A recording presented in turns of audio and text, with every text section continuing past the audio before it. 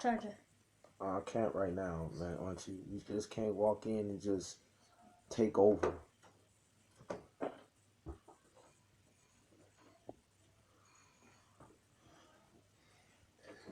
All right, I'm back right now, y'all. I'm back right now. Today we dealing with Bastards of the Party, and Bastards of the Party is actually a documentary that was written, that was shot. Bastards of the Party is a documentary that was shot by a dude by the name of Cleabone Sloan. He shot a documentary on HBO. Damon, Juan's calling you. He wrote a documentary on HBO trying to get to the source of how gangs started. But and unfortunately, and shout out to my main man Spider Lope, Cleabone and Spider are tight. All right, that's one of Spider's partners. But unfortunately, Cleabone was looking from the perspective of how did we get started in gangbanging,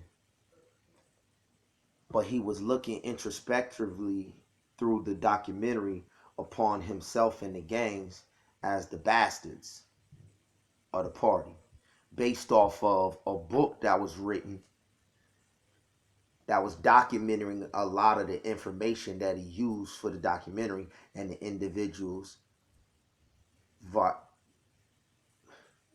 default already label those in the gangs as the bastards. But what you will find in the movement that we doing, our people aren't the bastards of the party. Our people have endured a bait and a switch, a stolen identity bait and switch. One of the most famous characters that Hollywood loves is Jekyll and Hyde. And Jekyll and Hyde is a character that has a dual personality. And Jekyll and Hyde is known for the bait and the switch. That is a symbol of Hollywood's character, of what they've done with our images. Dr. Jekyll, he's a doctor, he's a physician. So when you see the doctor on the day-to-day operations, you're like, oh, he's a physician. Oh, he's an asset to society. He's a credit. He's an upstanding citizen. This is Hollywood, one of Hollywood's favorite characters. But when he goes through the transformation and he becomes Hyde, he becomes a murderous, villainous psychopath, destroying. That is one of Hollywood's favorite characters. That is what has been done to us. All right. So we create and we launch in a school. We're launching a school of the arts. We've been following billionaire advisors since the early 90s who've been advising that the best time to launch a business is during a financial crisis. Robert Kiyosaki has been saying since the financial crash of 87, the best time to launch a business. So we're literally executing a long-term financial investment strategy, knowing that this financial crisis, based off of all of the billionaires that we've been following since 94, 95, 96, as we've been doing this work, economic empowerment, financial literacy, break the cycle. We've been studying every year how to add resources to be able to teach the people that we work with year after year how to go from point A to point B. And all along the way, Robert has been there. So a narrative has been emerging. When we see our people from the streets, which I'm going to show you, Bastards of the Party, I'm going to show you the clip of the documentary. Once again, he lost his life last year. So this work is even more important because he started asking the question, and he got our people in the streets to start asking themselves the question, how did we get here? And everybody asks, I don't know. It started before us. I don't know. I ain't never asked the question. I don't know. But they label us the bastards of the party, those who are engaged in it, right? But some years ago, the reason I addressed E in this, and all throughout the day, I'm going to address the different individuals that have inspired me to launch this School of the Arts. You know, there's two types of art. There's performance arts, and then there's fine arts. You have no film, you have no music, you have no fashion, you have no sculpture without performance art and fine arts, right? But nobody has launched until us a performance arts and fine arts school aimed at telling the story of Dominion. We're not the bastards of the party. We the kings of Dominion. And I'm going to show that to you. But to my people along the way who have inspired us to do this. All right, two queens. My mother, she went to Oakwood for early childhood development. That was one major. A music minor. And when she went for early childhood development, she launched, her dream was to launch a series in a chain of early childhood development schools. Well, my mom used her music major along with her early childhood development, and she taught each one of us either to play the trumpet, either to play the piano. Going back to the original visionary who started this process, and once again, my mom passed away some years ago, so this is a completion of that which has been started years ago.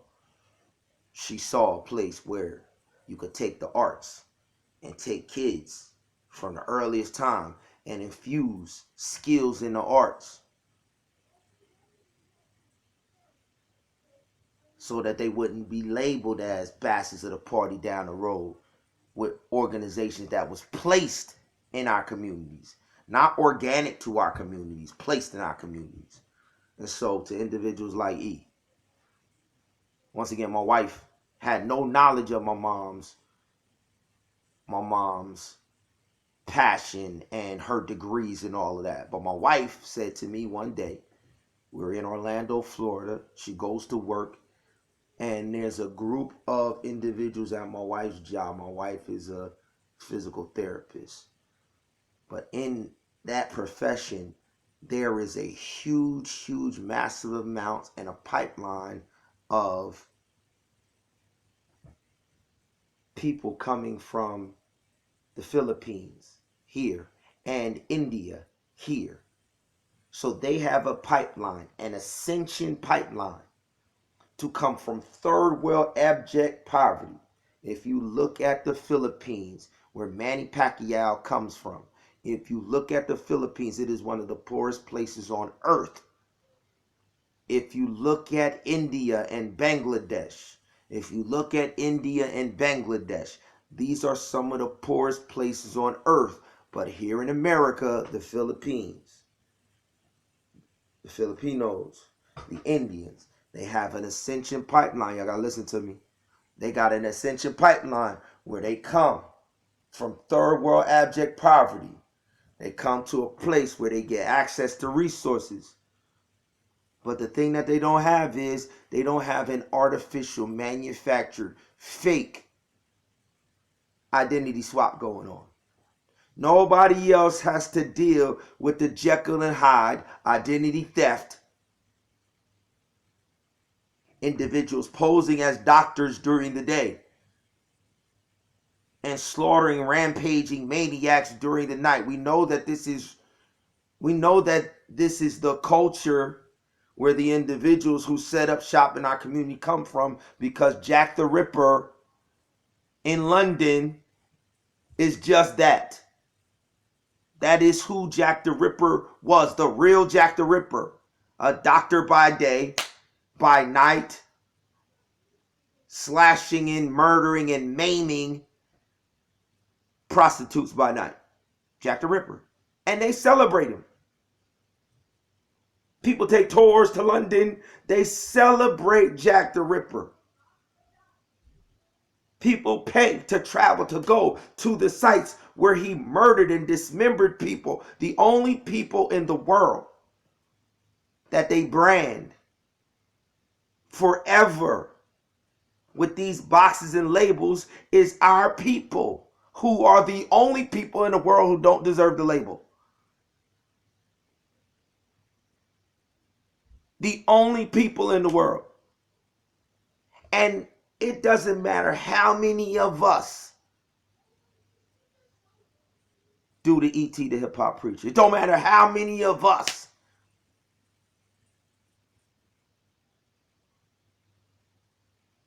go on to generate millions, go on to be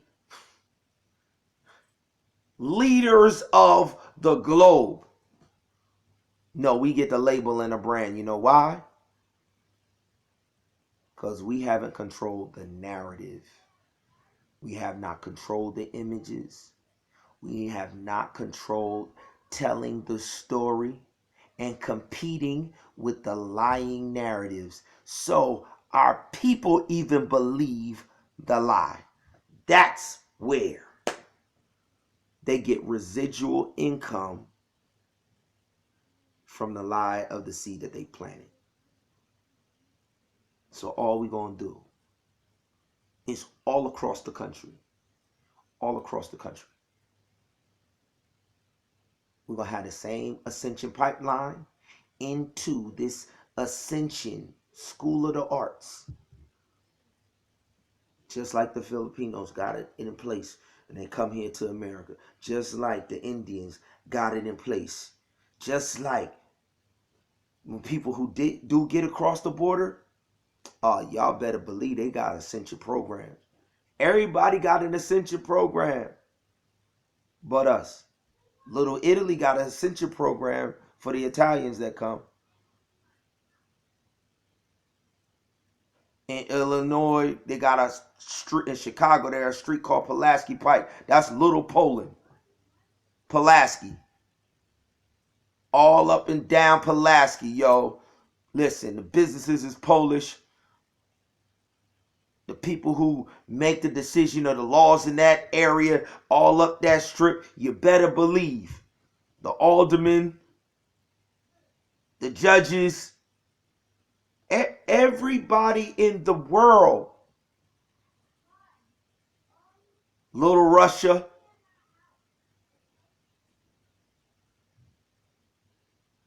So we're going to erase this label of bastards of the party.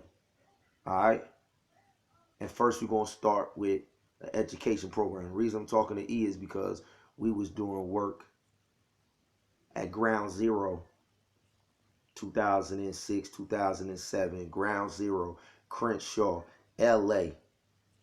If you saw the movie Training Day with your main man, Denzel Washington. Denzel Washington is the cop, and he training this little new cop. And he take him into the hood called the jungle. Right? That same blood neighborhood. This is in the same area, South Central, in the same area where the Crenshaw High School that we Break the Cycle to back in 2006. And when we show up, my main man Spider Lope, who was signed to G Unit at the time, he come over. Why? Who better than to tell young people caught in the crossfire between Blood and Crip neighborhoods? Who better to tell the young people, we not bastards of the party.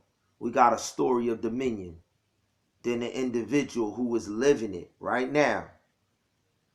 The album he had dropped then, during that time was Blutiful World, where he took individuals, one of the top MCs from the Denver Lanes hood, Papa Smurf, top MC from the notorious Jordan Down Projects in Watts, which is a whole nother set, the Grape Street. Never seen it before done ever.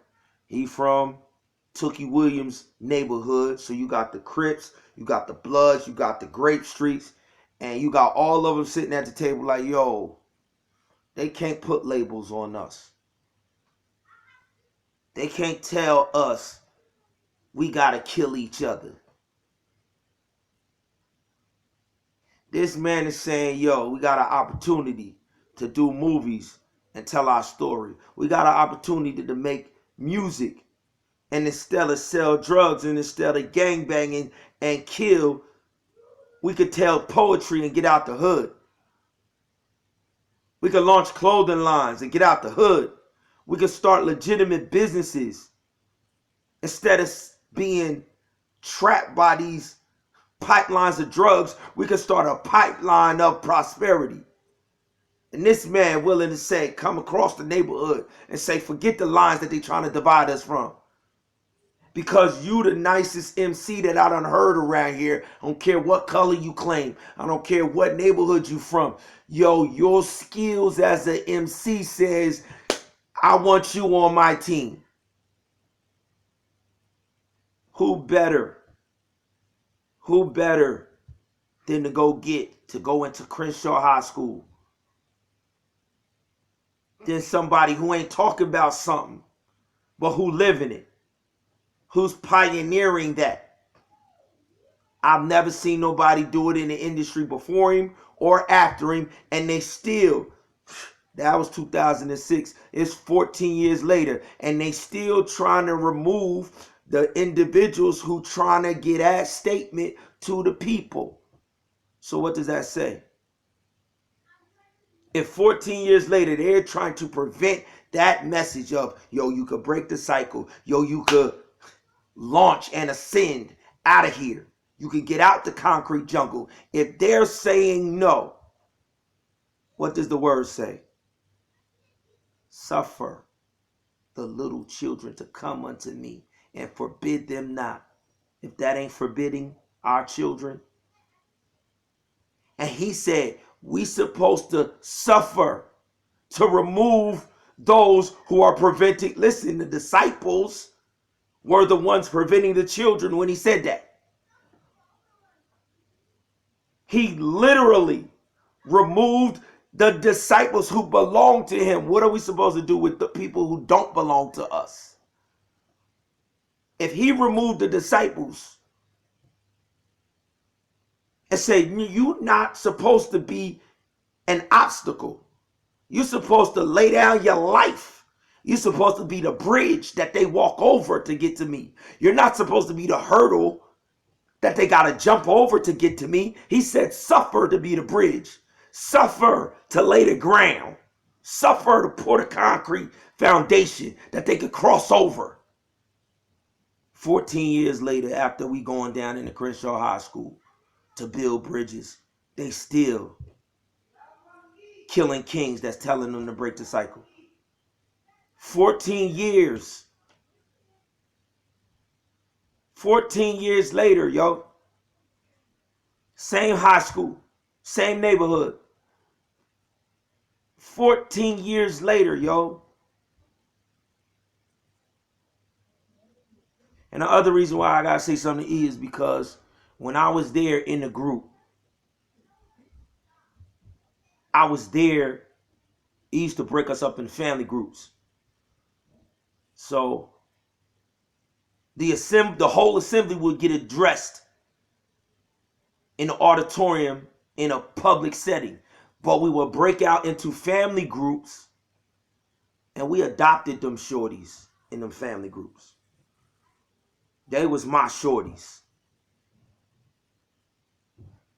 They was my shorties. And for 2 whole days, we pouring into our shorties. We go into the auditorium.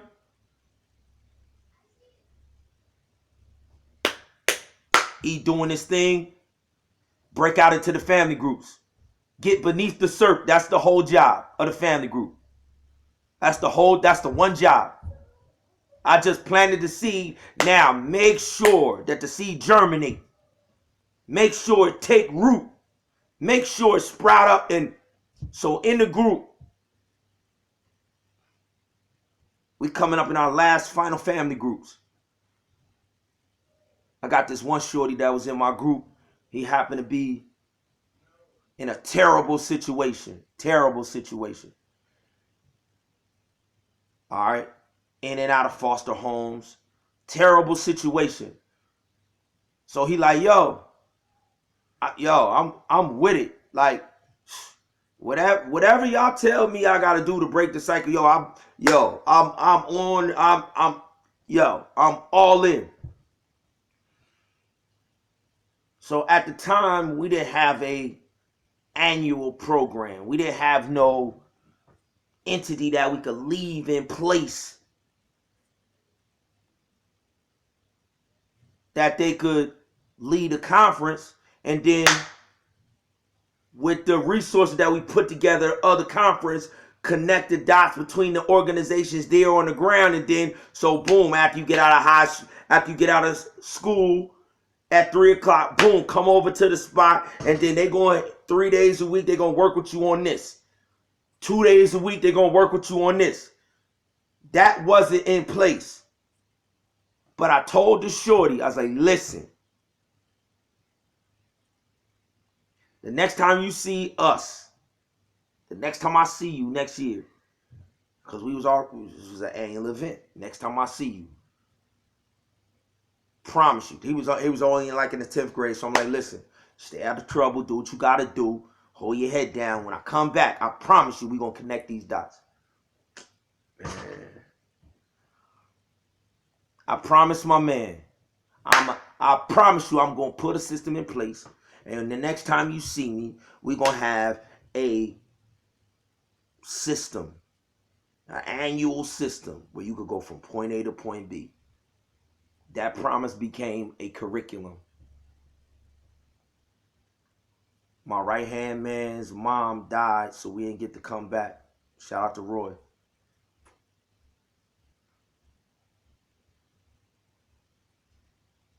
So now my main man, Spider Loc, his children are in the same community.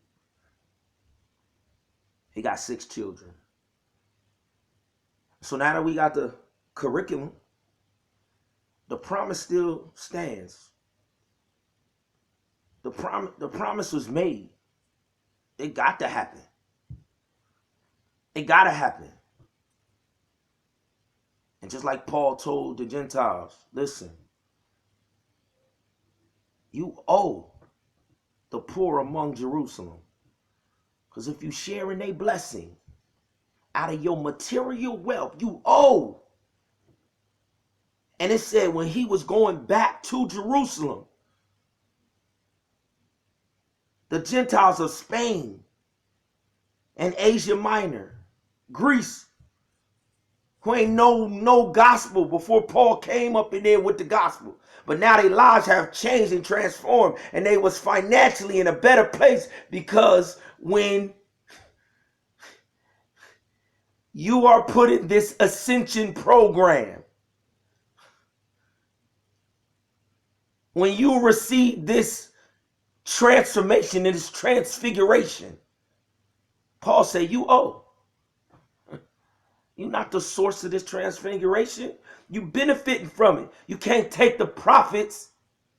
You can't take the profits of abundant life and ride off in the sunset. He said, there's those in Jerusalem who are the source of the reason why I'm here. You got to understand, the lamb slain from the tribe of Israel, the king of Judah, saw me on the Damascus road and told me to bring this gospel to you. But you owe the poor of that king out of your material blessings. So I got a debt. My people was able to make the same transfiguration. My peoples was able to make the same transformation. So I got a debt. So I'm going to show y'all what bastards of the party is. I'm going to show y'all that our people believe that they are the bastards in the party. But we also, if you remember what I said first about Robert Kiyosaki, he said the best time to launch a business is during a financial crisis. He said he made more money, the most money in his life ever, after the crisis of 2008, 2009. We're about to go through a crisis, and after the crisis, this is the perfect time to launch the School of the Performing Arts and Fine Arts, and I happen to be a lifelong member of some schools that have practiced fine arts, performance arts, but haven't monetized them. And my mother planted the seed in my head with her degree program, but her life ended prematurely.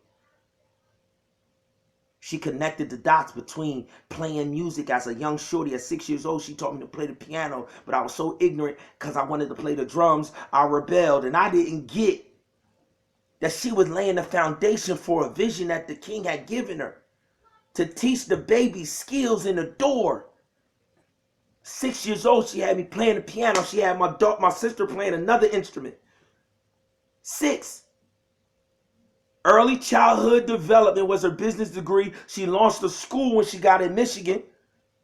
Her own school. They bought a duplex. She had out of the duplex, the second joint, she had her own little school. She had the kids playing little ukuleles. I remember to this very day, yo. I'm rebelling because I want to play the drums. So now we doubling back. And we're going to reverse engineer. We're going to reverse engineer the marketing and everything they did to make our people believe that they bastards of the party. And when we connect these dots to show them the basic fundamentals, God said you got to do one thing to get into this essential program. All you got to do is one thing. Consecrate your child. Exodus chapter 12. Consecrate, he said, every fruit of the womb. Give me the offering. There's a specific process. It is just as solemn. It is just as everlasting as your marriage vow and covenant. Just as solemn. Just as priceless. Just as everlasting. As you go into the altar, that's all it takes to be in this ascension program. To be a king and not a bastard of the party. That's it. But because they did the bait and switch, our people don't know nothing about consecration. Listen, man, on the 8th day, they consecrated. They consecrated the child. An heir, boom. Trust fund established. Will and inheritance signed, claimed, sealed, delivered. It's a wrap. There's no such thing as born in sin, shaping in iniquity. No such thing, yo. No such thing. That's for those who don't know nothing about how to consecrate. What does consecrate mean? Set apart for holy use. What did Samuel come and do? Where he at? Where the king at? Jesse like, oh, here go my kings. Nah, that ain't him. That ain't him. Holy Ghost had already told him, I'm going to let you know when you get to the king. I'm going to let you know who to set apart for my holy use. Because his mama already done set him apart. His daddy don't have a clue. His daddy don't have no clue. Why? Because it was the mamas in Israel.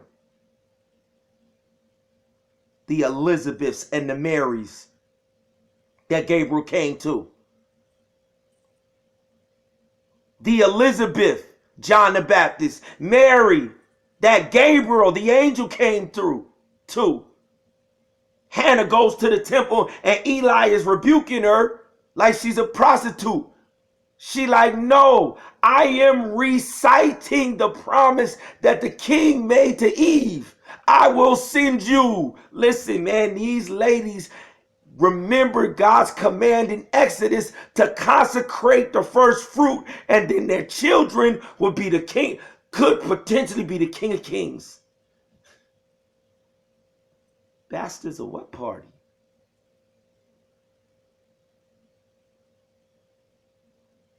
And when we tell the world their story of dominion, and when we broadcast and we produce those motion pictures, when we put that on the screen with their face,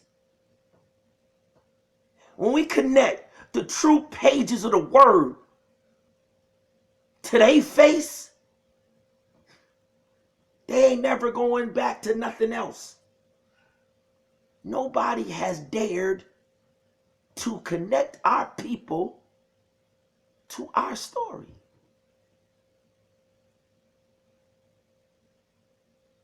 And in the midst of the so-called worst crisis in the world, we're going to dare. If Tyler Perry can go down to Atlanta and everybody is falling all over the place, Tyler Perry opened a 330 square foot studio. We're going to open up 400 square foot studios, 1,600 square feet in each corner of the globe, in each corner of the U.S. 400 square feet down here in South Florida, 400 square feet up there in them hills right outside of Philadelphia, 400 square feet over there, San Francisco, 400 square feet down here. We're going to take over the city of angels. We're going to show you what Michael's angels look like. We're going to show Fox what the opposite to Lucifer. They getting it off. They're getting it off, y'all. They're getting it off. They're getting it off all day, every day. They just running away with the by beholding you become changed. They just running away with it. We ain't even in the game. By beholding you become changed, and Fox just going to turn on the cameras, Lucifer, and then they going to sell Lucifer as a benevolent, caring. They going to sell Lucifer. They going to sell, remember, Lucifer will impersonate an angel of light. That's what the word of God told you he was going to do. That's what Luciferian worship is. Lucifer is worshipped as an angel of light. They are so comfortable that they can put their Luciferian worship on film and they can just broadcast their religious system.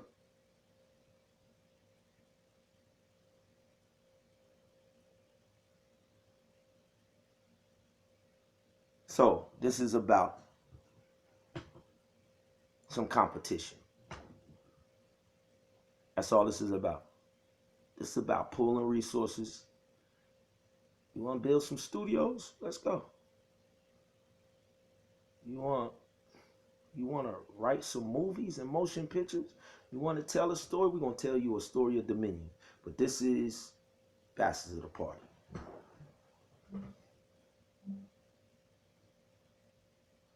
This is Bastards of the Party. So we writing a prequel to this. Multi-wiring? That's a don't do it yourself. Call Mr. Sparky instead to get $77 off any. Better have some straight to protect your head, cause they flaming ain't niggas where you died in infrared. Little shade, cause these haters, fakers, and these busters, we real thugs, the GP, and take our hustlers, and the monsters, nothing but some hard hitters.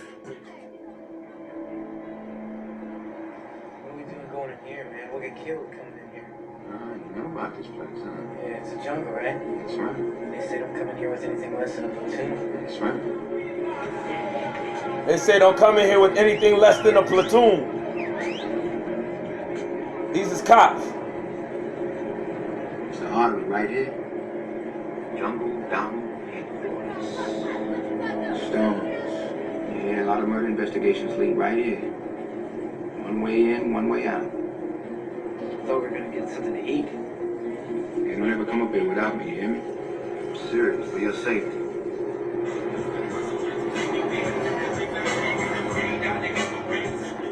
You got the golden pass.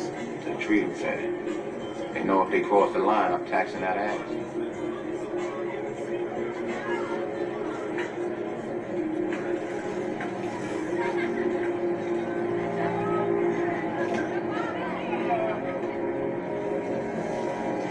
Send it to. I'm flipping pigeons. I'll let everybody know I'm here.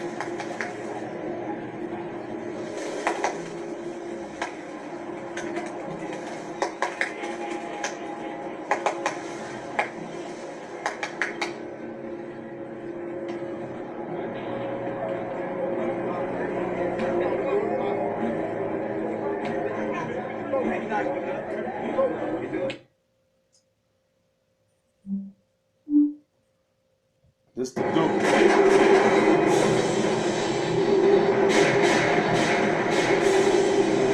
I'm from Athens Park. Bloods. Everybody calls me Bone. So that's the shot.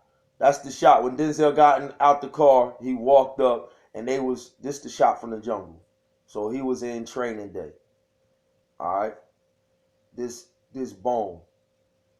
So this is one of the two neighborhoods that he came up in. So the documentary is him going between his two neighborhoods and just trying to find out the answer to why it is we caught in this seemingly never-ending bloodbath. All right? And unfortunately, he died before he got to answer the question for his people. So what better cause to take up? If our people is looking for the answer to this, what better production than to be involved with?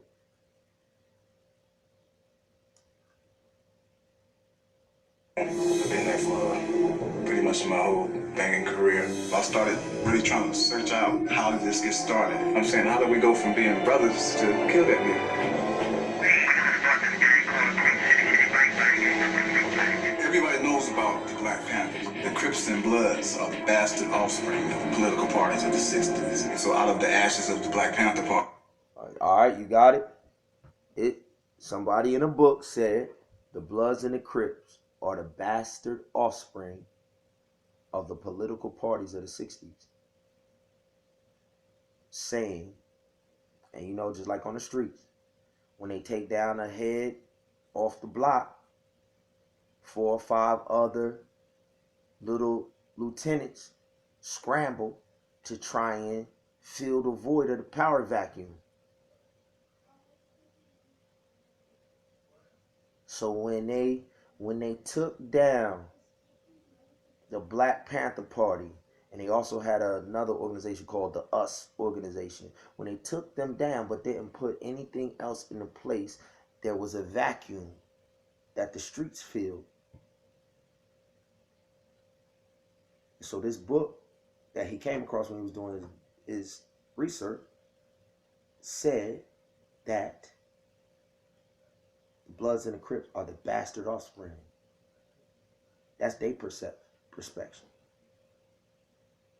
But what we're going to show you and what we're going to correct in the performance arts and fine arts school is, number one, the individuals that put the drugs in the streets and all of that. They've been warring, and they've been doing this long before the Bloods and the Crips sprang up after.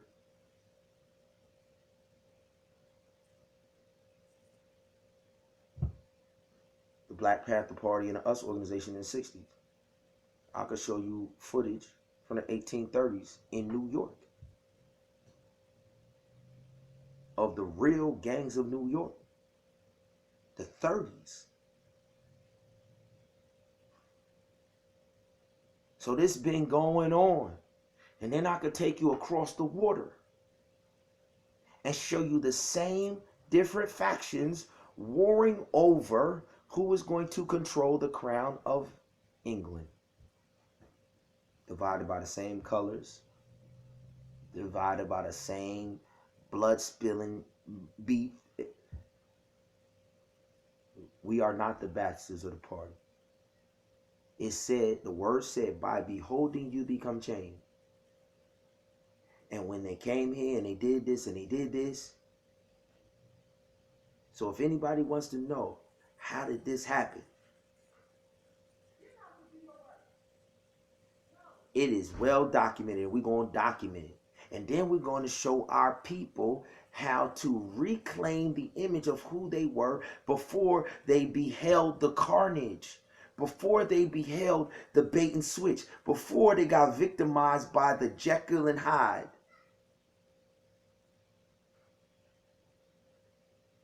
And when you look at the consecration of David, and you look at what God said when he took his spirit and the kingdom from Saul and had it to go and consecrate David, God said it is better to obey than to sacrifice.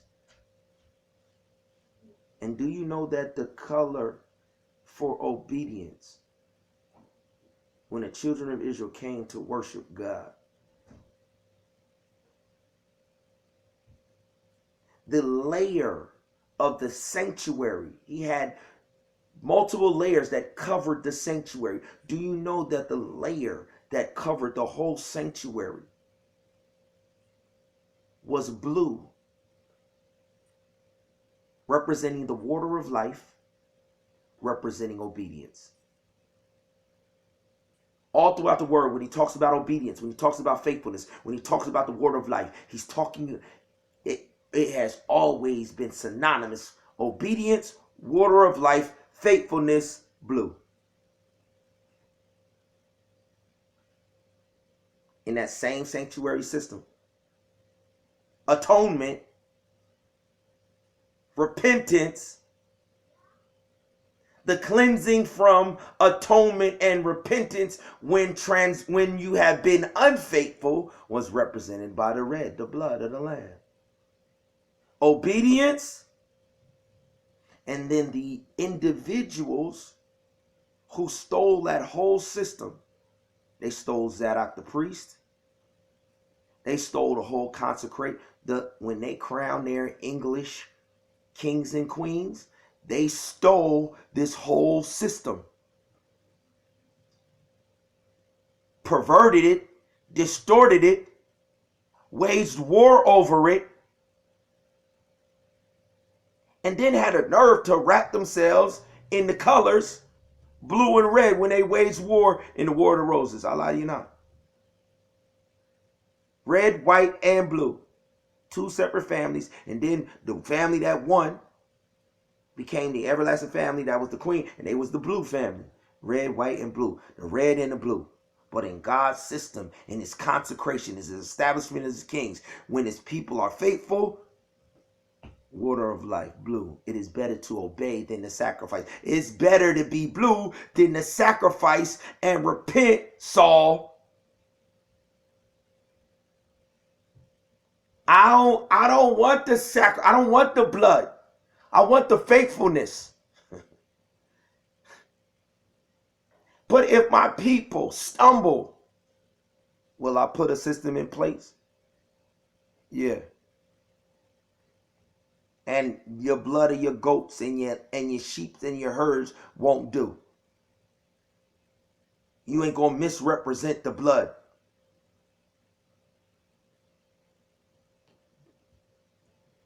So it ain't no problem with our people identifying with the blue and the red or the white of transfiguration. It's no problem. You just can't identify with the fake substitute. You can't identify with the bait and switch and identify with the bastards of the party, because that's not who we are. Gangs, Crips, Bloods. Speaking for the hood. Crips was about the community, cleaning it up. Could have really been something. They all stood up and believed in something. Now look at where we're at today. Our generation has failed. I'm denouncing banging. This bullshit. Gangbanging is not a lifestyle. It's a death style. Gangbang is not a lifestyle, it's a death style.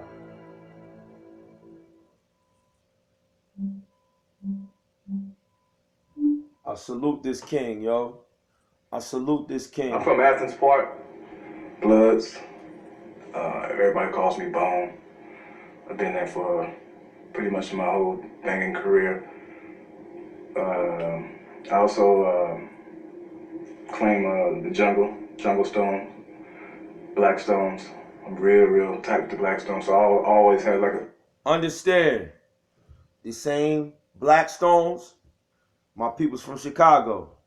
This is the same identical hood and set as Jeff Fort and the Black P Stones. So once again, our people in Chicago and Detroit, it's the same identical. Just they changed the names. It's not called Crip out there, but it's called GD and Vice Lord and Black P Stones. This is the same P Stone as Jeff Fort, y'all. And my brother right here had the courage to dig deep and go back to the streets and be like, yo, how did it start, yo? And for us to sit back here and talk about, I don't know, but keep perpetuating it, that ain't gonna work, bro. We need to find out. Double affiliation with two different neighborhoods, both being Bloods. Athens Park and the Jungle are together. They're like our brother set. You know what I mean? So I've always bounced between both these neighborhoods, you know what I mean? And yeah, pretty much that's who I am on the streets. Bone from Athens Park, or some people say Bone from the Jungle. Yeah. How old are you? 34. 34, but I've been doing this since 12 years old, 13 years old. I've been doing this day in, day out, year in, year out. It's been a big part of my life. Too much of my life, basically. And like I said, I don't know, maybe God has like a force field on me to even last this long, to be able to talk about it. You know, we had clothes and, you know, everything we wanted, you know. I didn't come from like a poor family, not a rich family, but if I asked for something, I could get it. You know, it wasn't poverty that drove you into... Oh, hell no. It's a choice I made. Wasted a lot of time, man. Wasted too much time. Wasted half my life. If I could have used some of that energy in another direction, then, you know, tell them what I could have did, I think. Being one of the guys who was hands-on, who helped destroy most of my community, who participated in self-genocide, I want to be able to put some clarity on why some of these things have happened. I'm trying to get to the core of how we got to where we're at now. You know what I'm saying? When you heard banging got started, what year? Was it the 60s, 50s, 70s, 80s that you heard about? I heard about the 60s. I remember back in them days, I used to just hear about it as a youngster though. Before y'all, you know what I'm saying? I always wondered how the shit used to be, you know what I'm saying? But I can't even, you know what I'm saying, tell how the shit used to be. I wouldn't ran, you know what I'm saying? First incident I heard of was like in the 70s. Ours started in a certain way, then we got our OG homies that's older than us, they started in a different way. I really don't know how it started. You ever wonder about that though? Yeah, I always wonder about that. It wasn't nothing else to do. I mean, dedicated life. I think if I could get like some of the truth, you know what I'm saying, the homies that's coming up behind us, I can show maybe the origin we came out of before us. That's why I always question. I ask the homies. They don't even question why are they what they are, really. In most cases, they just come up, and now it's like a fad to them. And then, like I said, until one of them are injured, and then they become serious. What's the future for the young homies coming behind us?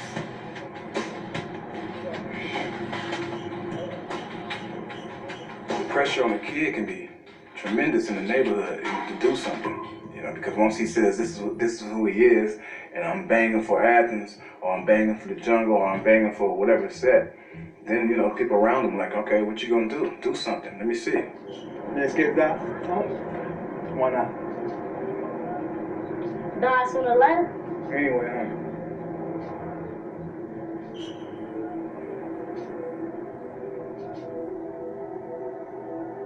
So my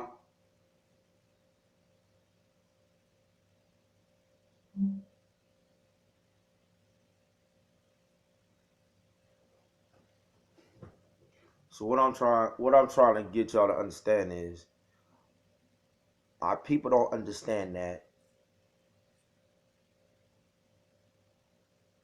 through legislation they zoned certain neighborhoods back in the 50s, the 30s, the 40s, the 50s. That's first and foremost, y'all. The neighborhoods that were designated to become killing fields, just like a farmer tills his land, gets on his tractor, turns the soil of the land that he's about to plant a harvest in, and then he physically goes row after row, row after row, planting in the specific area and boundary that he has cut out and carved, dug up, turned over the land, poured fertilizer to make sure when he plants the seed will have the nutrients to germinate. Like our people just didn't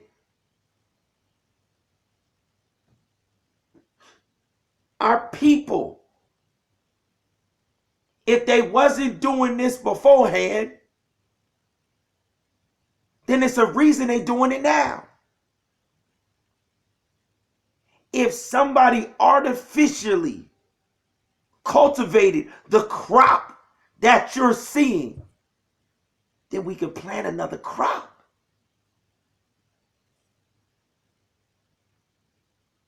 If somebody created all of the crops of the fruit that they're harvesting,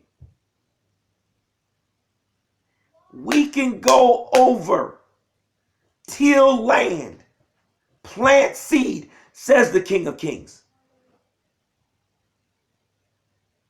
He gave the parable of the good sower, did he not?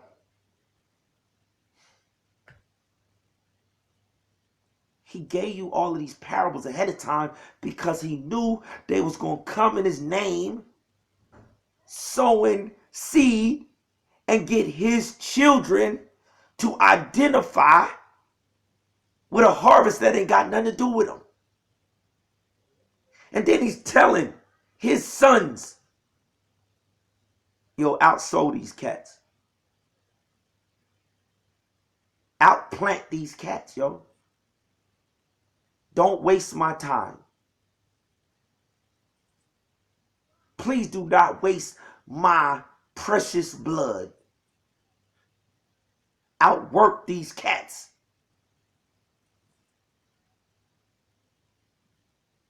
Fight for your identity and your image as a son and daughter of God. Fight for it every day. Don't let them put no other image on you.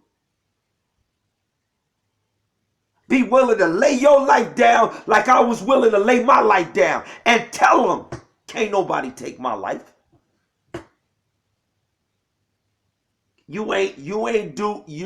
This don't have nothing to do with you. Satan, Rome, you can't take my life, yo. But in order for my child to cross this bridge, I'm going to lay down and they going to use my back, my spinal cord is going to be the road. And you better be willing to do it in every generation.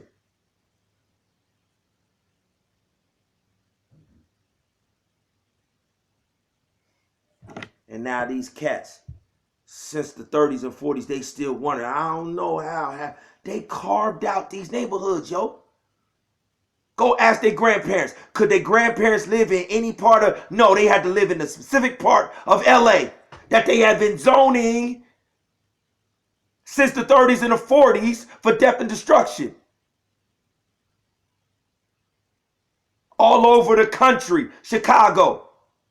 Our people had to go right to Robert Taylor Homes, Cabrini Green. They already had the projects, the housing authorities all across the country built, waiting on our people. Second Reconstruction period is what they call it. The second migration out of the South to the North and to the cities. Second one, they had it planned. They had it planned. We're going to starve them to death in the country.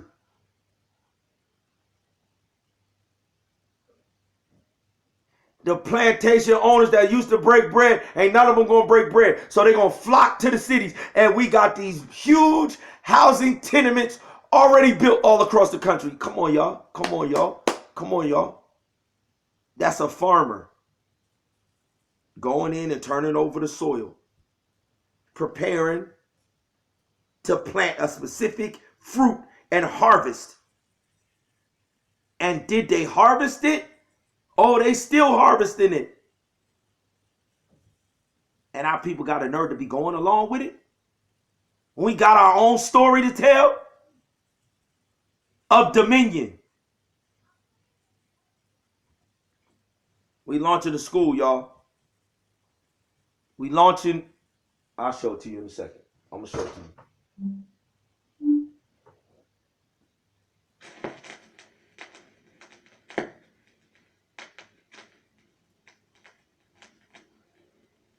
We're launching a school, y'all. And the celebration will begin. The Dallas Mavericks are NBA champions. Pain is temporary. It may last for a minute, or an hour, or a day, or even a year. But eventually, it will subside. And something else will take its place. If I quit, however, it will last forever.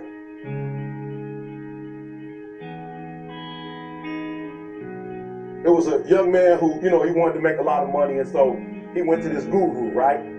He told the guru, I want to be on the same level you are. And so the guru said, if you want to be on the same level I'm on, I'll meet you tomorrow at the beach at 4 a.m. It has been discovered that you've been working out with Hakeem Olajuwon in Houston. Why did you do that? For me, honestly, I'm doing whatever it takes to just become a better basketball player.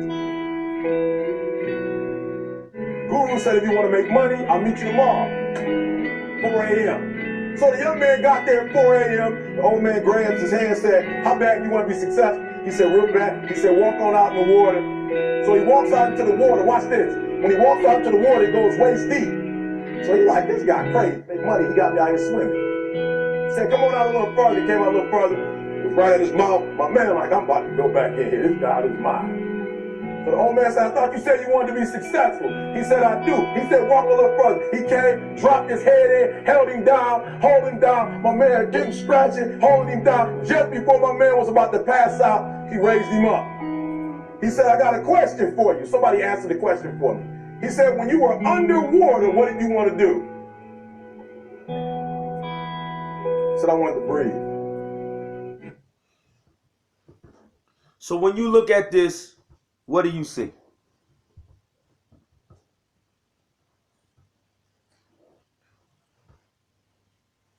%97 of our people, when they see this, all they see is a star, LeBron. That's all you'll see. Then you see the other star, E.T. That's what y'all see. That's what you see. You know what I see all my life? In just this, we 2 minutes into this video, I see I saw 12 different trillion-dollar industries. 12 different. In 2 minutes, in just the 2 minutes that went by, at least 10,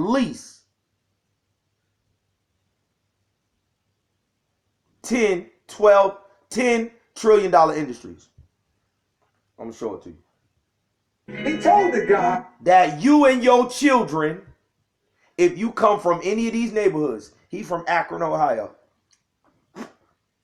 E.T. from Detroit and Chicago. If you from anywhere like there, like me, everybody I hooped with coming up played like LeBron or better. I don't see a star when I see LeBron. I don't. Now, when you ain't never played ball, when you done lived in the suburbs all your life,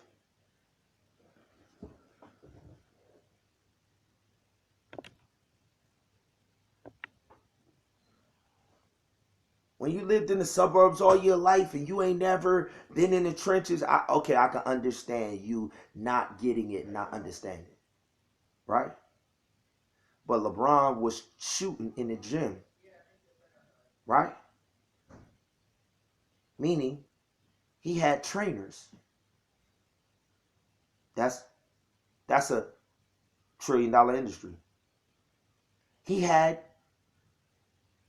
workout partners. Okay, that's fitness, health and wellness. These 2 separate industries. That if you can help individuals who gonna be in front of the camera get their fitness to top peak performance, that's a multi-million-dollar industry. Why is we sitting back celebrating instead of going and getting it? And do you know they don't teach nutrition even in medical school?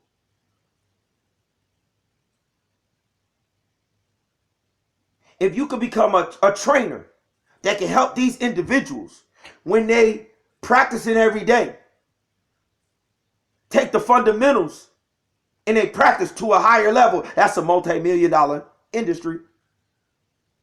Then he went from training in the gym to training in the pool. Oh, it's a whole nother industry. And then all of the industries from these teams of trainers and these teams of nutritionists, now you got clothing that's going to be marketed.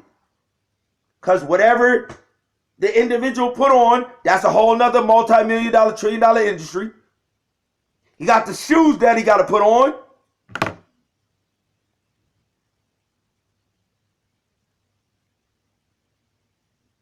All our people train to do is see stars. Oh, I'm starstruck.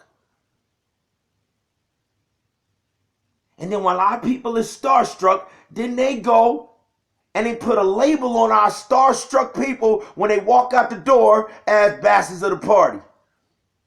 Because you stepped into the neighborhood that they have zoned for death and destruction, and everybody running around here starstruck, and ain't nobody replanting, rebuilding, rezoning, resowing in those seeds. Ain't nobody competing and marketing. Ain't nobody branding. Ain't nobody training.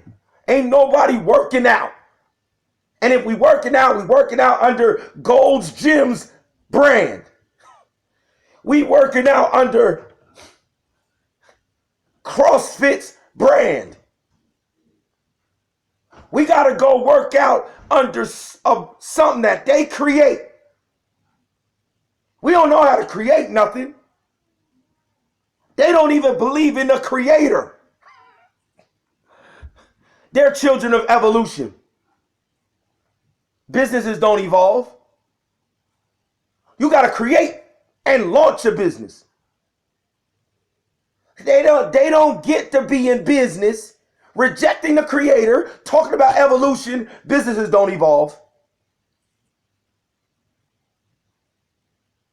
We the children of the Creator, slaves to people who believe in evolution.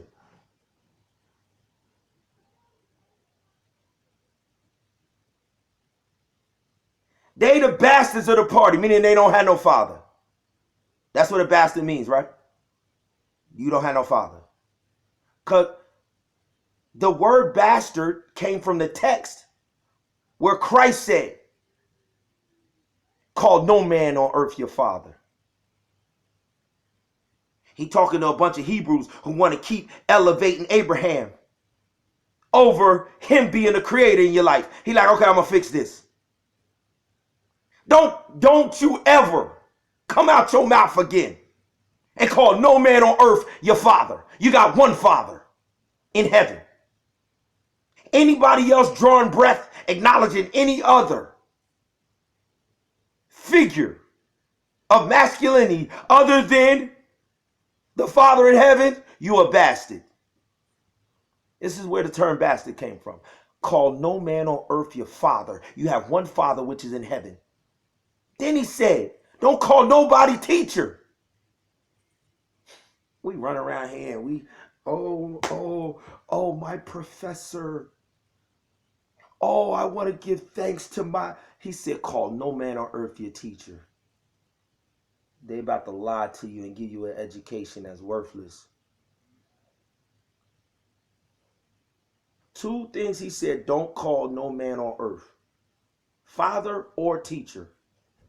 Y'all call a pope and all of his priests fathers. And their educational system that they gave y'all, once they were exposed as liars spiritually, they switched to an age of reason, and they elevated and launched science and launched theories of evolution. And once church dudes realized that they was lying to them, they own people exposed them. Martin Luther. Oh, now we ain't church people no more. We not. No. You can't use faith. Faith. You can't stand on faith. You need a theory, and all of their theories are faiths. All of their theories, all of their scientific theories are Luciferian faith principles. Faith-based principles in Lucifer and Satan. Show me one scientific theory that ain't a belief system that it takes for you to believe that. And all they trying to do is elevate the fallen one over the creator. You got to believe that trash. You got to believe that trash to become a bastard in this party. You got to have faith in a lie that they done told. You got to believe a educational system above and beyond. The fear of the Lord is the beginning of wisdom. And when the two become one, Adam knew Eve, that's the completion of wisdom. What? Huh? Yeah, you heard me. The fear of the Lord is the beginning of wisdom. And then executing his commandments, be fruitful and multiply, replenish the earth. Adam knew Eve. And the two became one. That's the completion of wisdom. Knowledge. I acknowledge that he can give me his commandments. That's just the beginning. Do the work of my Father and execute the commandment that I gave you. Now you wise. You got knowledge, bro. That's the only knowledge you need, family. Like I said yesterday, though, in order to compete in this world, should you send your children to school? Yes. Why? To recruit the biggest, baddest team of skilled individuals to take down these fake, phony, counterfeit. And the moment they get their team together, they all should exit stage left as quick as possible. They shouldn't pay for extra credit. They shouldn't spend not one extra minute under none of their professors. The moment that they identify their team, their winning team, and this is what the world has done to you, all of they billionaires, the moment that they get their team in place, they could care less about school. That's what I love the most about E.T.'s journey. That is what I love the most about E.T.'s journey. E.T. put his team together at every spot that he dropped down in. Every spot he dropped down in, he took his skills to a higher level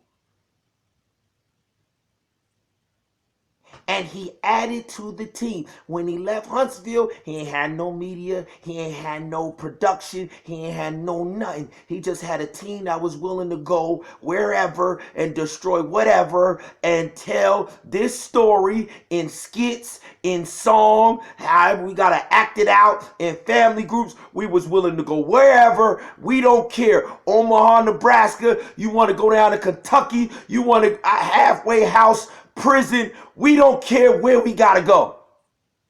They all ours.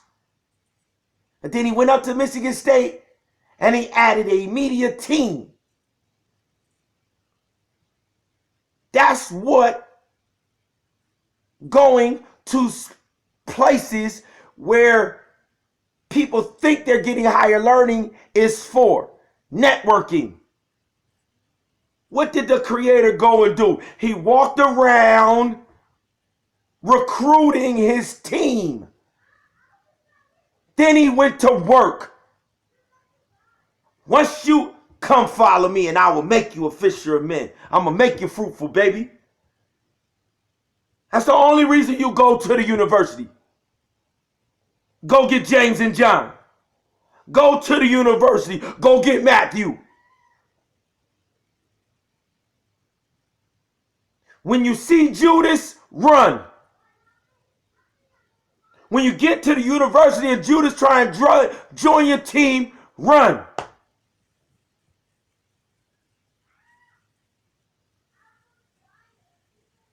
It's the only reason. In this day and age, we should be telling our babies to go there because, listen, you can't do it by yourself. Master what it is you do. Master your skill set and then go find everybody else to be able to complete the task of whatever the father's business is. So if they bastards and they ain't got no daddy and he told you, I must be about my father's business. He's saying, you the only one, call no man on earth your father. You got one father, which is in heaven, and he got a business. And he got a business plan for you. I know the plan that I have for you, a plan to prosper you, give you hope in the future. How dare you let them label our people for generation after generation? How dare we not be on the front lines destroying ABC, CBS, NBC, TNT, Ted Turner? How dare we let them broadcast anything? If it ain't building up, listen, every time they got a destructive, they able to produce cops on Fox. We all know how Rupert Murdoch feel about people of color. Everybody knows Rupert Murdoch owns Fox. Everybody knows how he feels about people of color. And we let him for over 35 years produce one of the most destructive shows for branding our people as criminals, animals, full of mayhem, drug addicts, thieves. Listen, every time you turn on cops, you're going to see our people in a negative light. And you're going to see the same percentage that they're locking our people up in jail. We 3 or 4 times more than the other fair skin color population. You think there's a coincidence? Every single programming that they have out there, we should have counter programming that's higher budget production, that reaches more people, that takes the same group that they lying on and airs them in a light that quadruples the lie being done. You know what happens? They stop broadcasting this. The minute that you do them like that, why? Because they're not going to waste their money when they can't compete with the narrative. Cops goes away. Every single show that they produce, we supposed to have a counter narrative that takes the field just like we are a professional football team that's taking the field against the Dallas Cowboys.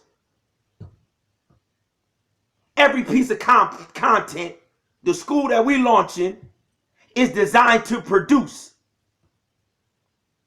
Every business that's harming our community.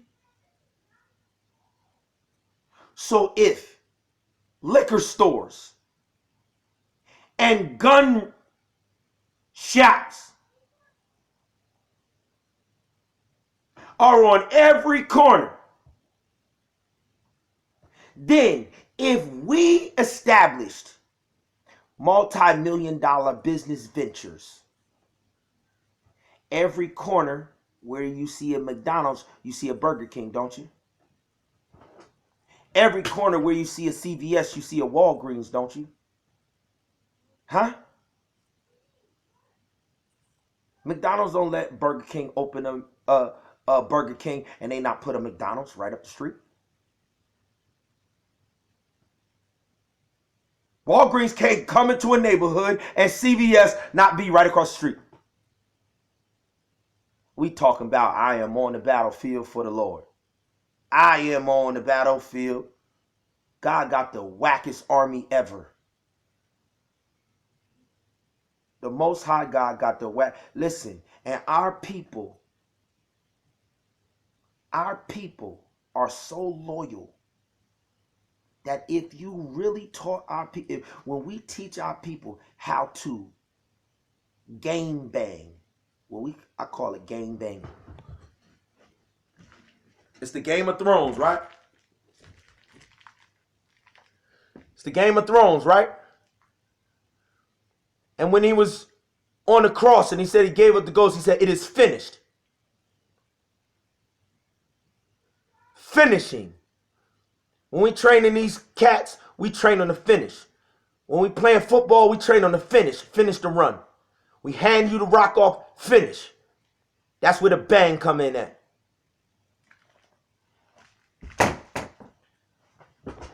That's where the bang come in at. The finish. It is finished. It is done. So in the Game of Thrones, we finishing it. Crushing. No competition. No challenger. Crushing. It is finished. Game, not G-A-N-G, G-A-M-E. Game of Thrones. Banging. Because when we finish, everybody know. That's how you're supposed to finish in football. You're supposed to generate the contact. Why? Because the next time you get the ball, if you punish them this time, he's not going to want to tackle you again. Y'all don't know nothing. Y'all don't know nothing about playing. Listen, we teach our sons. Yo, in the first and second quarter, yo, bro, if you just hit the pile as hard as humanly possible, we not even concerned about yardage in the first and second quarter, yo. I'm giving y'all the game. We teach our sons to run as hard as they can at whatever object and obstacle that's standing in their way, even if it's 30 of them in that pile.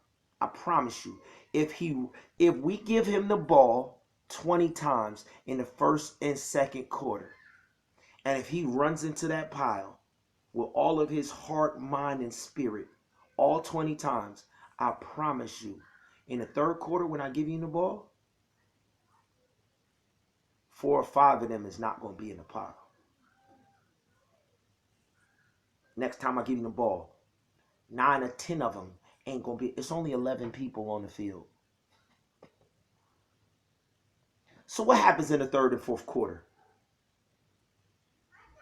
Once you commit, once you all in 120%, even if you ain't getting yards. This is why it matters to be all in all the time.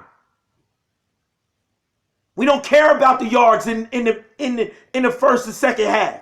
I could care less. I am all in 120% because I know he do not want this punishment. He not going to come back again. And I could do this all day. I could do this all day, all night. He is not going to come back. And sure enough, when you see them cats is putting up 200 yards, 250 yards, this is how we know we going to put up. I already know I got the ability to, listen, all I got to do is break their will and make them not want to tackle me. You got to tackle me with your body. You're not going to tackle me with your arm.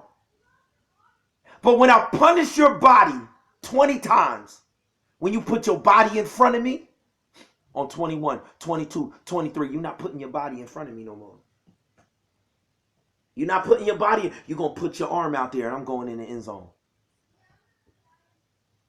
I'm going in the end zone. And then I'm going to come back and I'm going to tell the coach, yo, give me the rock until they stop me. Give me the rock until they stop me.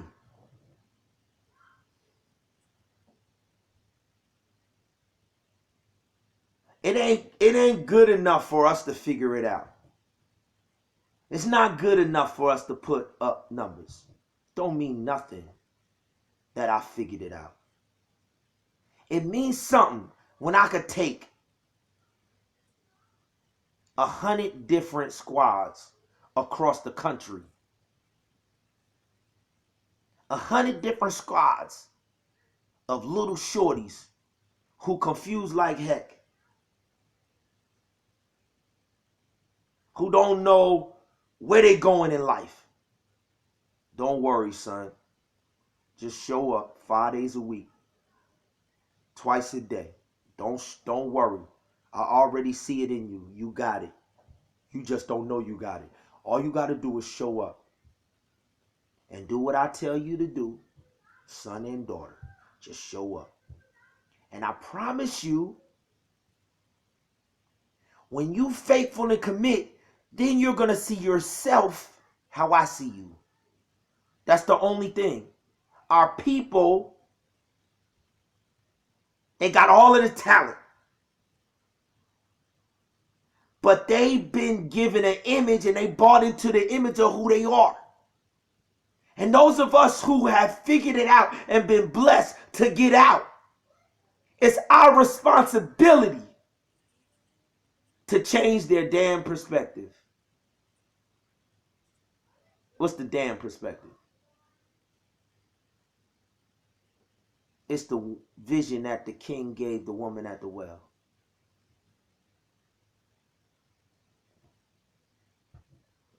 A dam, the Hoover Dam, generates electricity. It's the hydropower source. Change your damn perspective. That's all we in the business of doing here, y'all. And if y'all invest and y'all get down with us, if y'all bring what y'all have overcome, and y'all become a advisor, a counselor, a mentor, a investor. And if y'all add y'all stories to our stories of Dominion, all we want to do is come and tell the next generation how to hit the pile, yo. They like, hit the pile, son. See, all they know is they wanna make touchdowns and they wanna, yo, you gotta hit the pile, son.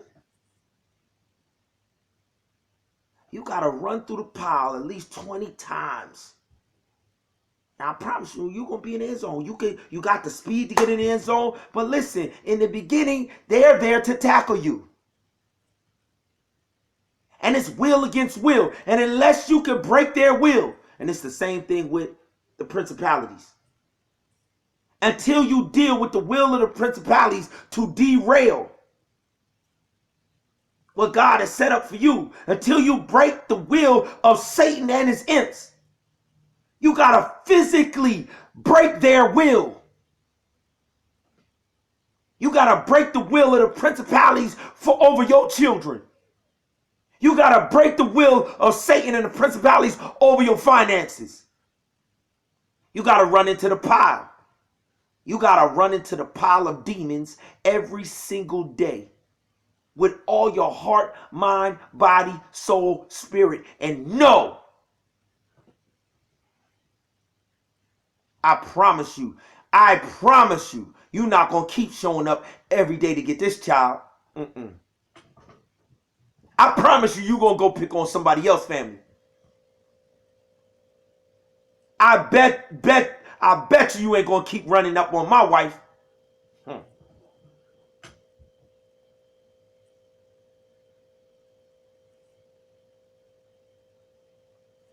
If you just trying to go through the motions of life and you ain't dealt with the principalities that's assigned to devour you, like come on, yo. What you think? And then the creator is looking back like, yo, I done hit you with crazy resources. It's people over here who don't even have a clue of who I am. You the one who's supposed to be the coach, breaking bread with them. You're supposed to be the one teaching them the blueprint of how to get delivered, and you can't even deal with the principalities in your life because you trying to live. You trying to live. Ain't nothing wrong with living. But you got to live based on how the playbooks say abundant life happens. Everything else, you're out of bounds. You're in violation. So you're never going to live. He never said you can't live. He just said seek ye first the kingdom and its righteousness, and all the other lifestyle that you want will be added. I guarantee. Now, we don't want to do it that way. We don't want to seek the kingdom first. We've been in abject poverty all our life. Our grandmama, our mama, our daddy. The moment I done put the time in school and I feel like I'm entitled. All right, okay. All right, let's see how that works for you then. If that entitlement ain't kingdom first, you playing yourself. And then the adversary, it's a lot of y'all that the adversary ain't even bothering y'all. It's a lot of y'all. It's a lot of y'all that y'all ain't even get hounded, yo. He don't want you to feel uncomfortable and change and go do what it is you're supposed to do. If you being hounded, that's only because the adversary know, like, yo, this one right here, they gonna tear my kingdom up. Some of y'all, the enemy is not bothering you because you're right where the enemy wants you to be. No asset to the kingdom. God says seek the kingdom first. And the enemy like, yo, if they comfortable right there with that income and da-da-da-da, I'm not going to ruffle not one of their feathers.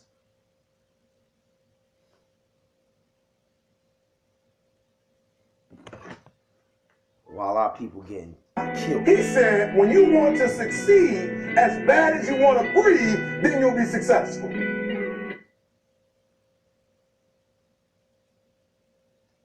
Back and speaking to him. about this.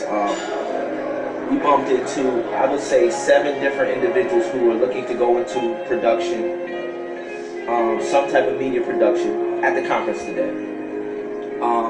But they don't know how they're going to go to school. And I wanted to talk to you right now about what is the possibility of us putting together some concrete steps to maybe do some matching scholarships to get these individuals to the different media schools. And the reason I brought up Gary Jones, because one of the individuals would love the opportunity to maybe go from Crenshaw High School, and have an opportunity to go to somewhere like Full Sail or Michigan State. And so if organizations like us could get together, what would your take be on something like that? Well, I'll be very interested in working with any university. You know, we already work with a number of universities and trying to help young people get access. That's what this thing is about. You know, many of our minority students especially don't have access, into higher ed. And, going to universities where they will be provided with a tool, to keep them out of jail, keep them off the streets. And not only that, to become productive citizens in society. And so between the NBBC and myself, Break the Cycle, and other organizations, celebrities, sports, athletes that work with us and believe in us, that's something that's very doable.